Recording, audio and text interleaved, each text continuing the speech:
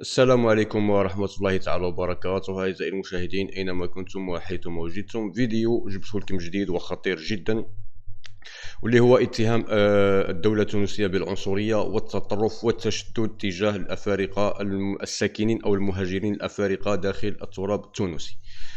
هذا الفيديو خوتي راهم يقولوا لك باللي هروب 50 غينيا أو عودة 50 غينيا إلى بلدهم هربا من اعتداءات ضد المهاجرين الأفارقة في تونس.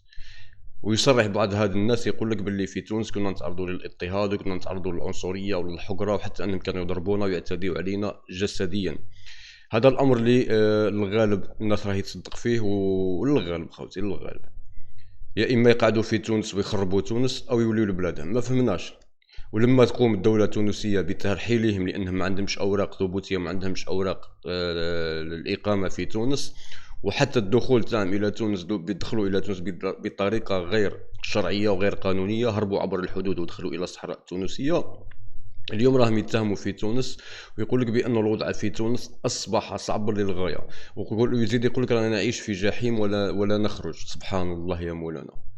ثم تجيو لتونس تحتلوا تونس وتستعمروا تونس والمغرب والجزائر، ومن بعد كي ترحلكم الدول هذه ما تستقبلتكمش، توليو تطيحوا في الدولة وتطيحوا في الشعب وتطيحوا في المقومات والقانون الداخلي للدولة.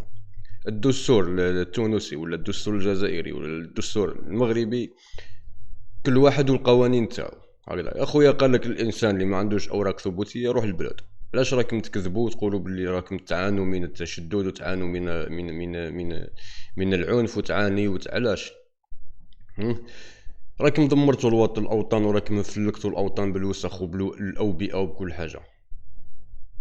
حتى انكم لما تاتوا الى البلدان تاعنا تجيو عن طريق اللجوء، ومن بعد توليو مستوطنين، ومن بعد توليو تخربوا وتعتدوا على المواطنين وتعتدوا على الاملاك العموميه.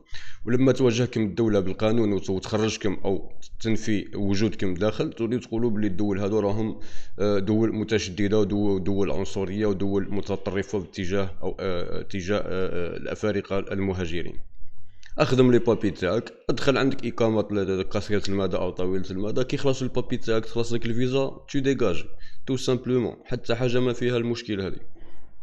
وانتم خوتي واش رايكم في المشكل هذا؟ هل هو مشكل صحيح، ولا هل الافارقه السود هذو عندهم الحق انهم يقعدوا في تونس، او من حق الدوله التونسيه والدوله الجزائريه والمغربيه والليبيه انهم يرحلوهم من على التراب الوطني؟ والله العظيم خوتي يعني يبقى السؤال مطروح.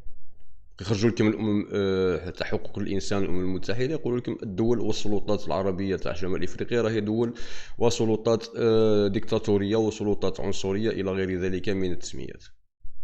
ماينا ماينا ماينا. تحيه للجزائر، والمجد والخلود لشهدائنا الابرار، والسلام عليكم ورحمه الله تعالى وبركاته.